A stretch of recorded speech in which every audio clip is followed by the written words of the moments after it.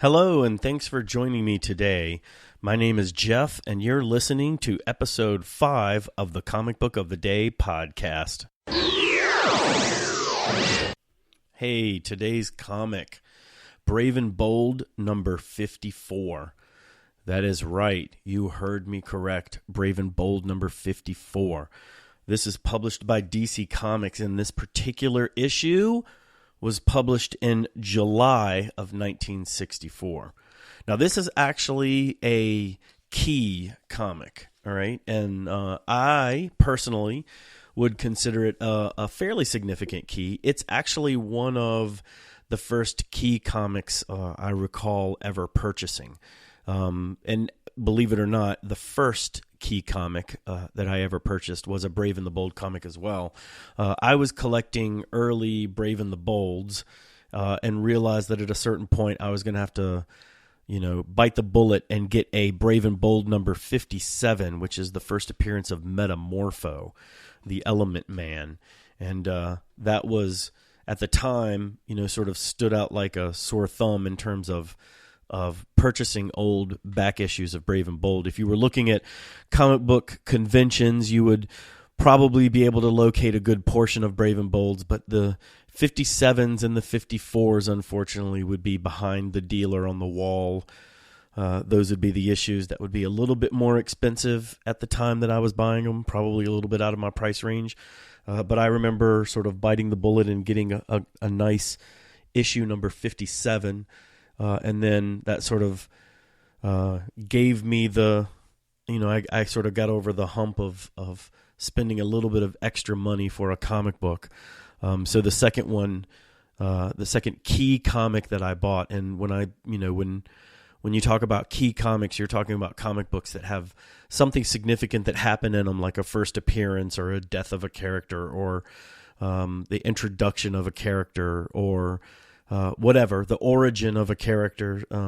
But mostly, first appearances are considered the big keys. The first appearance of a superhero or a character. So 54, today's comic book of the day, is a first appearance. It is the first appearance of the Teen Titans, right? So in this issue, issue number 54, we don't actually refer to them as the Teen Titans. It's just the three at the time. It's just the three sidekicks of the main superheroes. In this case, it's Robin, sidekick of Batman, of course. Kid Flash, who is the sidekick of Barry Allen, the Flash. He wears the famous yellow sort of half cowl, where his red hair streaks through. And then the third member of the team is Aqualad, which of course is the son of Aquaman, and Hera at the time, I believe. I believe in this continuity in the 60s, Aquaman is a married gentle fish who has a son. I believe Aqualad is his son. If not, I'm probably going to have to look into that, but I always sort of thought Aqualad was his son. I'm going to stick with son. I'm pretty sure Aqualad is Aquaman's son. If Aqualad is an Aquaman's son, I'll supply an addendum and correct myself. But this is called The 1001 Dooms of Mr. Twister. And this story involves our three sidekick characters teaming up, each of them, to take on a villain called Mr. Twister. So various twisting antics, various weather wizard type antics between our junior superheroes, and they finally are able to defeat the villain. So this is really cool. Like I said, they're not called out as the Teen Titans. I think it's later. Perhaps I think in the 50s, late 50s, it's after the Metamorpho issue, which is 57. So this would have been 54, which would have been July 1964. So this would have been the summer of 64. So 57 would have been, 3 months later. So it would have been in the fall of 64. And then the second appearance, the next time we would see the Teen Titans, they would have Wonder Girl with them, and they would be formally called the Teen Titans. But this is the first instance where we get to see the Teen Titans together, even though they are a non-named entity. This issue is considered their first appearance. I like this issue that I got. It was so long ago. It was, like I said, it was one of the first key issues I got, and for, I've kept it with me for years and years. It's, sort of tagged along with me for a very long time, and I can't even remember its origin of when I first got it. But I do recall that it was during a time period when I was putting together this run of Brave and Bold comics, which I still have, and it was all the way down to the 50s where things started to get, hard to find and a little bit costly to locate, and you had to be a little bit patient because it didn't seem like you were able to locate those books, just as easy as you would think that you would be able to find any other book. There were times when, you could go to a comic book convention with a list of 3 or 4 specific early Brave and Bolds on your list, and nobody at the convention would have it.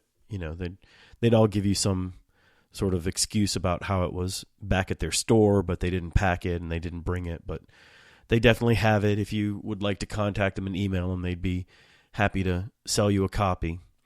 But you'd walk out of a comic book convention sort of empty-handed if you were hoping to find early Brave and Bold issues. So it was a tough comic book to collect. 28, of course, being the most famous issue of Brave and Bold, which is the first appearance of the Justice League. That is a really, really tough issue to find, and really, really expensive when you do find it. So that is a book right there that takes a bit of a commitment to own. This book and its neighbor don't really take that much of a commitment, but I believe in the last, 5 or 10 years, it seems like the Teen Titans have, sort of elevated their status among the mainstream. There are a lot more people that, know of Robin and a lot of the sidekicks through the Teen Titan cartoon and the Teen Titan comics, and it seems like they're a pretty solid piece of the DC universe now. So who knows? I mean, this could be a pretty significant investment book, you would hope, at some point. The really cool thing, this is 1964, so you flip it open and you look and you see, a lot of great advertising. You see a lot of great in-house ads for a lot of DC stuff. Emerging from his cloak of shadows is King Faraday as I Spy. There's Professor Eureka, right? So there's little cartoons there. There's a subscription offer. So if you wanted to subscribe, for instance, to Brave and Bold, you could get 10 issues for $1.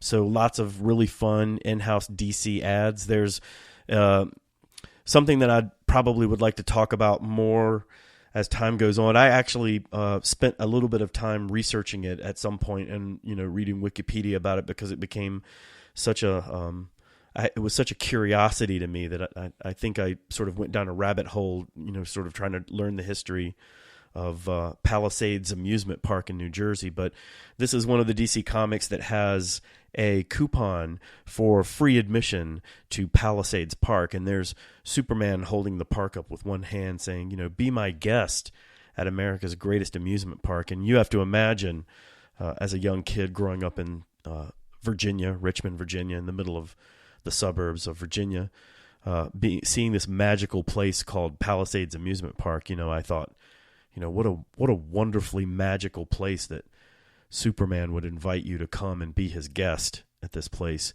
with its roller coasters and whatnot. But lots of great ads in this issue, so really fun.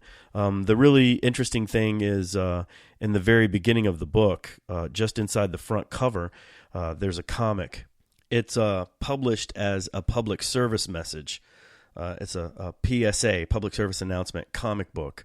It's called Are You a Good Neighbor?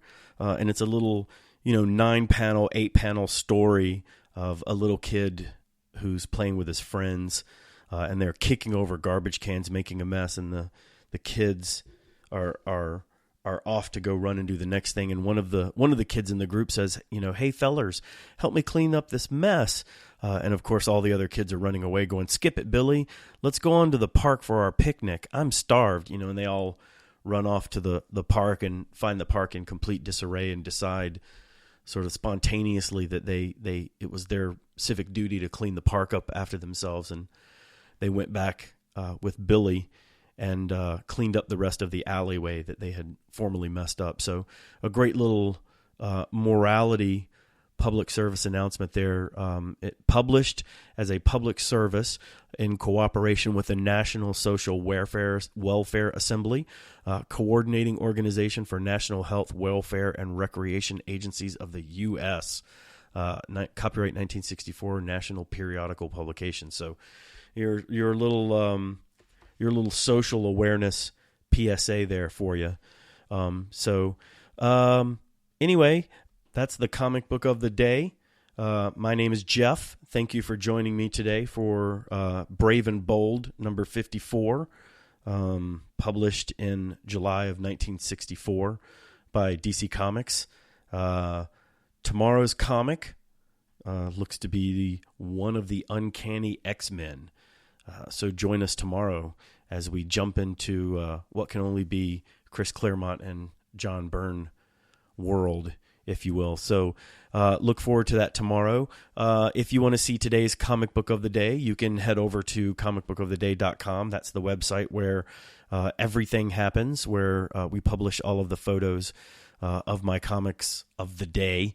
And then you can get links there to various locations where we like to hang out. Facebook, we are Comic Book of the Day on Facebook. We're on Instagram at Comic Book of the Day. We are on Twitter, CB of the Day. Twitter doesn't support that long username there, so I am CB of the Day on Twitter.